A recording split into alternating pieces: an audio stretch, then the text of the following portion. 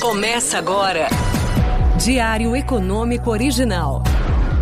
Uma parceria entre o Banco Original e o Canal Rural, com uma análise das principais informações que impactam os mercados, a economia global e do Brasil. Apresentação Marco Caruso.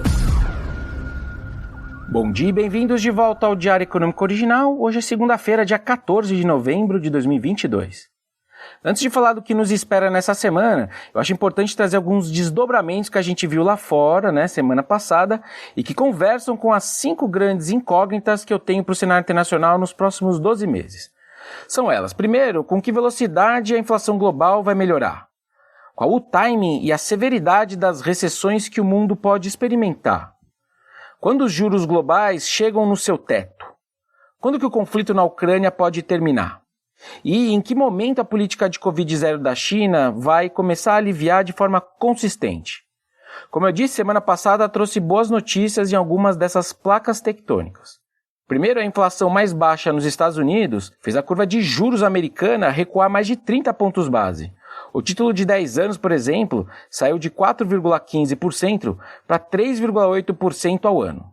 Aqui no banco, o time acompanha 10 países desenvolvidos e, na média, o mercado vinha de fato estabilizando o juro básico precificado para os próximos 6 a 1 ano há algumas semanas. E os Estados Unidos vinha sendo a grande exceção, já que o Fed era recorrentemente mais duro na sua comunicação. E aí agora, com essa semana, inflação mais baixa, isso tudo melhorou. A verdade é que o desafio da inflação segue bem alto, só que o mundo tem sim reduzido uma parte importante dos choques inflacionários que a gente viu durante a pandemia. E aí, como o timing e a severidade das recessões é uma discussão que vai ganhar importância ao longo de 2023 para os banqueiros centrais, por exemplo, me parece que a assimetria de juros mais altos tem reduzido bem ao redor do globo nos últimos tempos, incluindo agora os Estados Unidos. Sobre a invasão ucraniana, eu não tenho nenhuma vantagem comparativa para dizer quando que ela acaba, só que semana passada vale dizer que o Putin sofreu seu maior revés desde que ele resolveu inventar essa guerra ao perder a cidade de Kherson. Isso aconteceu sexta-feira.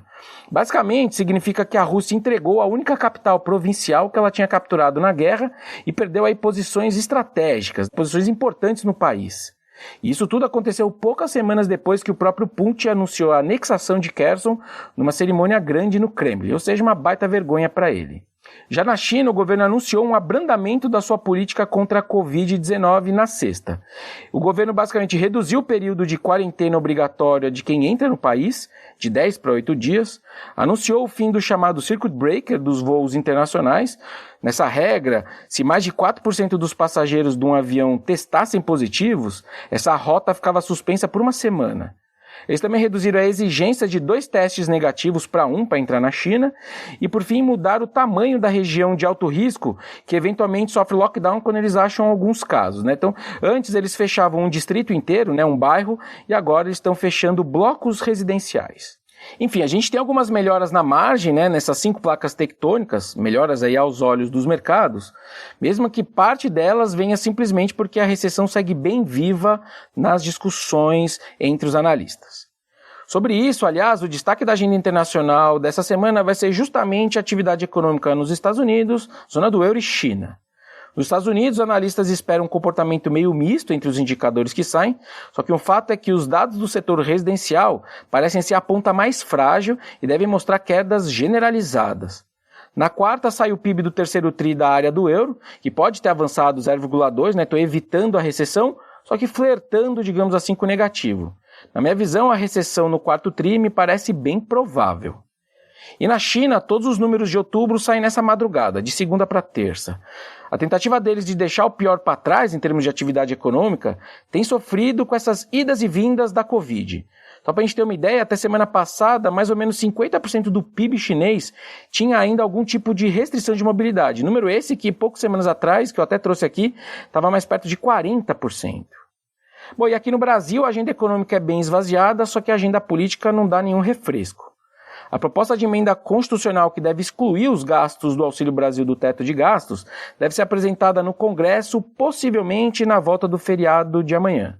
Ainda não está claro se essa exclusão vale só para 23 ou se ela vai ser permanente no tempo. Na verdade, a vontade do governo eleito a gente já sabe qual é, mas tem que combinar com o parlamento. Eles também podem não querer combinar com o tal mercado, Mas governar contra as expectativas de responsabilidade com as contas públicas do tal mercado tem os seus custos. Sobre os futuros ministros, o presidente eleito Lula deixou claro que ele só começa a montar a partir do dia 18, que é quando ele volta da viagem dele para o Egito e para Portugal.